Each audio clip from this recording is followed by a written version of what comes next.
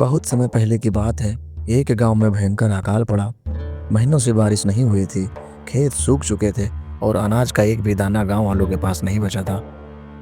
भूख से तड़पते बच्चे, रोती हुई माताएं और निराश किसान हर दिन भगवान से प्रार्थना करते थे, पर हालत बद से बदतर होते जा रहे थे।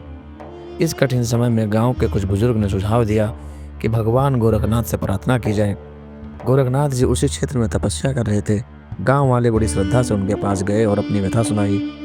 गांव वालों की हालत देखकर गोरखनाथ जी को बहुत पीड़ा हुई।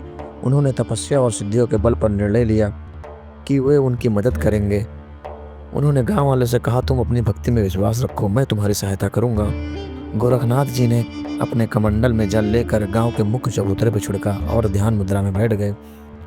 उनके मंत्रों के उच्चारण से चारों तरफ वातावरण में फैल गया। कुछ समय बाद चमत्कार हुआ। आकाश से अन्न की वर्षा हुई।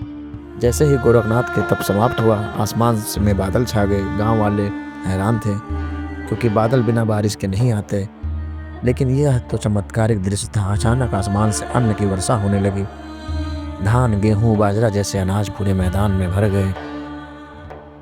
गांव वालों की खुशी का ठिकाना नहीं रहा। जो लोग भूख से मरने के कगार पर थे, उनके लिए यह किसी वरदान से कम नहीं था।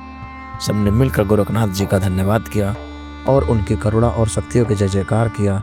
बोलो गोरखनाथ महाराज की जय। ऐसी ही कहानी सुनने के लिए चैनल को सब्सक्राइब करें और बेल आइकन पर क्लिक करें। धन्यवाद।